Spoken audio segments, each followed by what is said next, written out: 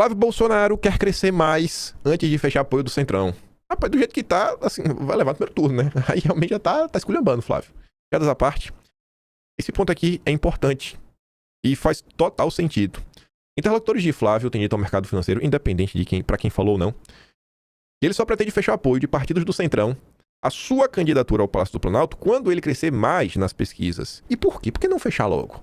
Tem um relato feito na coluna, em conversas com a Faria Lima, os aliados de Flávio Bolsonaro têm ponderado que ainda é muito cedo para anunciar apoios e que é preciso crescer mais para evitar fechar alianças por um alto preço. Quanto mais fraco, quanto menos viável você é, maior é o custo que você tem. Maior o custo que você tem que pagar. Agora, quando você é o candidato que todas as pesquisas garantem que você é o vencedor, aí a negociação muda. Fala assim, irmão, eu já tô eleito. Você vai querer estar comigo ou não? Ou você vai querer estar com o perdedor?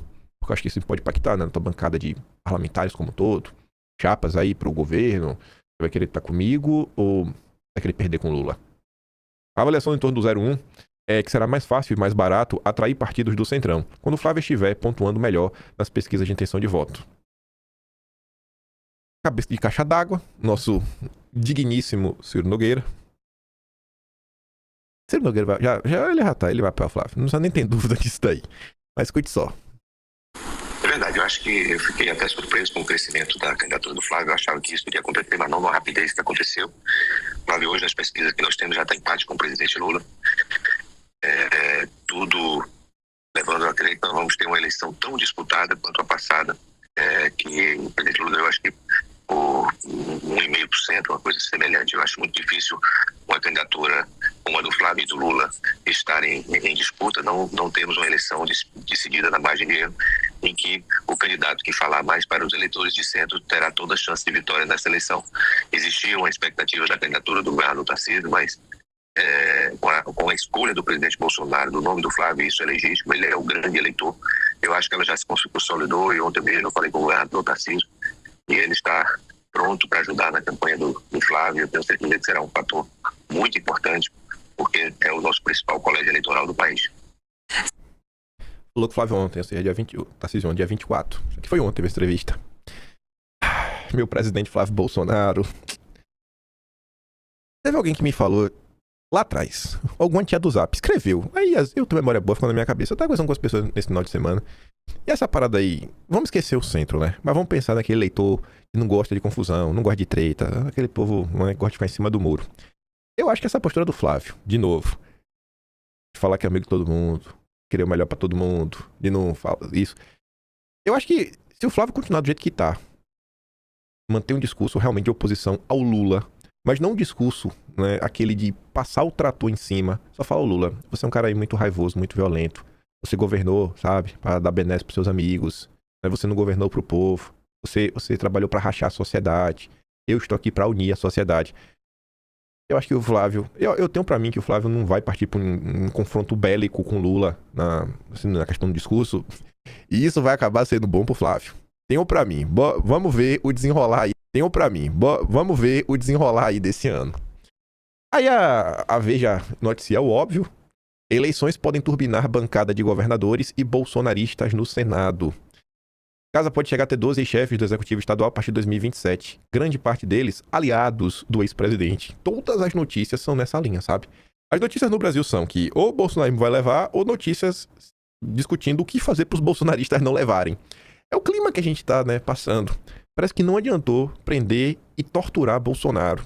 O Jair tá firme, forte, tá vivo. Ele não vai jogar toalha. Ele vai dar a volta por cima, viu? E quando der a volta por cima, o mundo não gira, né? Capota.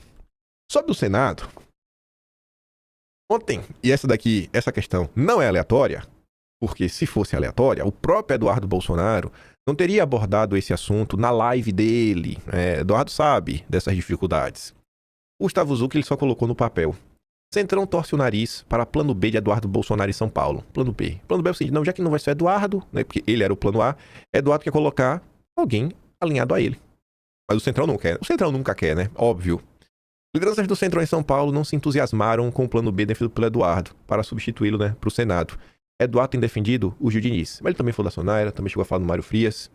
Eduardo chegou a exaltar a fidelidade de Gil, exibindo postagens nas redes sociais nas quais o deputado estadual defende a liberdade do ex-presidente Jair Bolsonaro e reproduz vídeos do próprio Eduardo. Na avaliação de caciques do Centrão, o ideal seria uma chapa com o nome menos ideológico, uma vez que o candidato será o deputado federal, né, o Derrite. Uma das alternativas a Gil Diniz seria a Rosana Vale, que Eduardo Bolsonaro fez questão de mostrar a diferença dela pro Gil Diniz. Eduardo Bolsonaro fez questão de mostrar isso. Enfim, inclusive também seria aliado de primeira hora da ex-primeira-dama Michele Bolsonaro. Embora seja filiada ao PL, Rosana é considerada uma parlamentar de perfil mais moderado.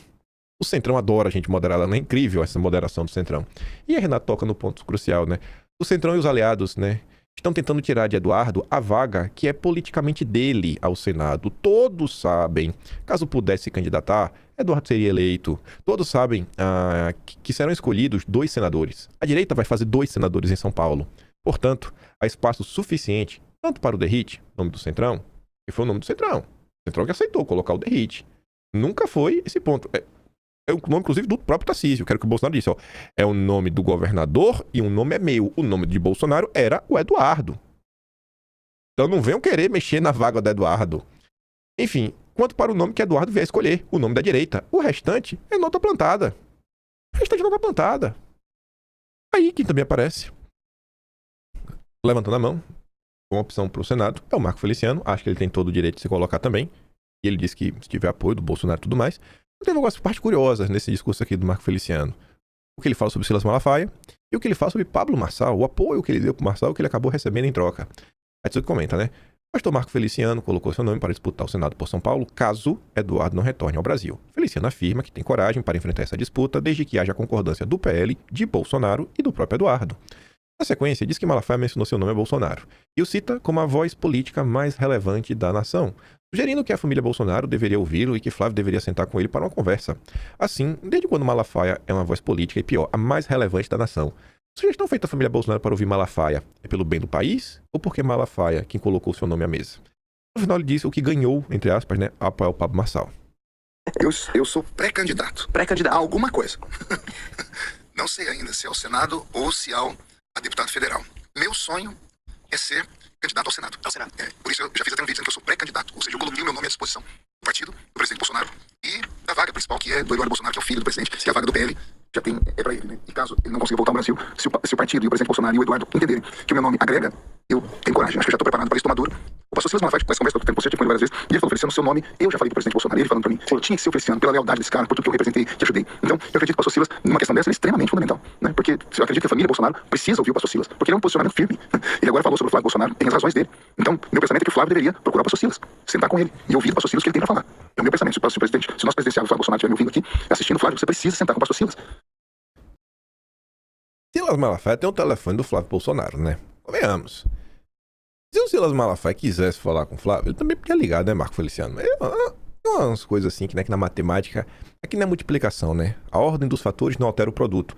Nesse caso aqui altera, né? É como se o Flávio se negasse a falar com o Silas Malafaia, como se, meu Deus, fosse quase como uma estrela, né? Cara, por que o Silas Malafaia não pega o telefone e liga? O Silas Malafaia aí, ele já tá há um bom tempo mesmo, trabalhando pra ver se emplaca aí outra pessoa. Aí é meio complicado, né? A gente vê, pô, o Jair apontar na direção e o Silas Malafaia, com uma voz política mais importante do país, quer bater de frente. É meio complicado esse tipo de coisa, né? Então, eu acho que o que seria importante era o Silas Malafaia talvez ter um pouco de humildade e ele pegar o telefone para entrar em contato com o Flávio Bolsonaro. Acho que essa que deveria ser a ordem dos fatores, né? Não o contrário. O Flávio pegar o telefone para ligar pro Silas. Então, vamos continuar. E ouvir o pastor Silas, porque até aqui ele tem sido o camarada que colocou a cara, colocou os recursos e tá com problema no STF. Todo mundo sabe, o pastor Silas tá na mira do ministro do STF. E eu não me assusto se qualquer hora dessa resolver fazer uma maldade com ele. Maldade que eu digo é chegar às vezes de prendê-lo. Eu não vou me assustar se isso acontecer, né? Porque sabem da força dele, vão querer calar ele. Então o pastor Silas é a voz política mais relevante da nação. A consequência de ter apoiado o Pablo Marçal? A consequência foi ver o pastor Silas Malafaia dando entrevista para Mônica Bergamo, da Folha de São Paulo. Isso viralizou. Ele falando que ele tinha falado comigo e tal. E aqui é uma divergência, porque ele tem a ideia fixa de que ele falou comigo dentro do gabinete dele sobre isso. Ele não falou isso dentro do gabinete comigo, eu não tenho essa memória. Como eu sou político de São Paulo e o prefeito nunca nem me recebeu, eu achei uma afronta ele vir candidato, querer o voto de todo mundo e nem recebeu os deputados. Surgiu o Pablo. Então eu achei por bem apoiar o Pablo. Isso custou caro, porque o pastor Silas, houve uma ruptura. O pastor Silas ficou muito bravo. Eu entendo ele, mas eu comecei o vídeo, eu fiz um vídeo pedindo desculpa. Eu falei assim, mas é o meu pensamento. Né? E o pensamento tem que ser respeitado. Pode não concordar comigo. Mas o pastor Silas, ele é sanguíneo, né? Ele tem que falar. Se não falar, acho que ele explode. E ele falou, e a consequência disso foi que criou uma coisa ruim entre a gente. E o tempo curou, graças a Deus. Agora, para essa eleição, o que eu penso? Somos direita, não somos? Ou isso ou aquilo, somos direita. A esquerda vem com força para se perpetuar. de deixarmos as diferenças de lado. Seria muito bom termos do mesmo lado pastor Silas, Pablo, o Flávio e todos os conservadores do país. Porque mais são as coisas que nos unem agora do que as que nos separam, né? Então seria muito importante, eu acredito nesse momento, tanto é que o Flávio teve no Marçal, né? Então assim como o Flávio você teve no Marçal, você precisa estar falando com o pastor Silas, porque são autoridades. Pode haver divergência, mas nesse momento eu acho que é hora de juntarmos tudo que temos. Agora, meu relacionamento com o Pablo, infelizmente, depois que eu apoio o Pablo, falei com ele, o Pablo ele é muito corrido, né? Ele é muito ocupado, é um mega empresário, um grande palestrante, então ele quase não tem tempo para atender aquilo que não é prioridade. Eu vejo que Feliciano não é uma prioridade. Não é prioridade pra ele, né? Ganhou uma banana do Pablo Marçal. Pra ele, né? Ganhou uma banana do Pablo Marçal. O apoio do Pablo Marçal, pra mim, qualquer apoio é bem-vindo, mas não dá pra mim. Tem coisas aqui na vida que você tem que aprender, que são linhas que você não deveria cruzar, né? Principalmente questões ligadas basicamente a caráter. A quantidade de mentiras que Pablo Marçal contou ao longo da campanha. Acusações que sequer podia provar na maior parte do tempo. A única coisa boa que eu acho que a campanha do Pablo Marçal fez, que eu achei bacana, foi tomar uma cadeirada. Então foi duas coisas. Foi tomar uma cadeirada e aquele murro encaixado na cara do Duda Lima. Aquilo ali foi maravilhoso, né? É o que meu pai nunca foi de me bater, mas fala assim, meu pai sempre teve essa frase. Você não sabe por quê. Eu não sei porque eu tô batendo, mas você sabe que tá apanhando. É exatamente isso. Independente de onde veio, o Duda Lima mereceu. Com certeza mereceu. Mereceu, foi bem encaixado. Mas tirando isso daí, pô, aquela história da carta do Trump, o laudo falso, a própria provocação que ele fez pro Datena, chamar o cara do que ele chamou ao vivo, né? Você deve saber lembrar o que significa Jack, né? Aí, já em julho, já não, né? Ainda em julho, mal tinha começado a campanha, já tava acusando o Carlos Bolsonaro de ter um gabinete do ódio. Assim, foram várias coisas que foram se acumulando ao longo do tempo. Relativizar a facada de Bolsonaro. Foram várias coisas que foram se acumulando que, assim, bicho, é desvio de caráter. Tem um limite, pra mim, onde você pode ir pra você ganhar uma eleição, né? Não pode ser um vale tudo ao tempo todo, mas... Foi o que aconteceu, né? E o pagamento tá aí. Recebeu uma banana no final do Pablo Marçal.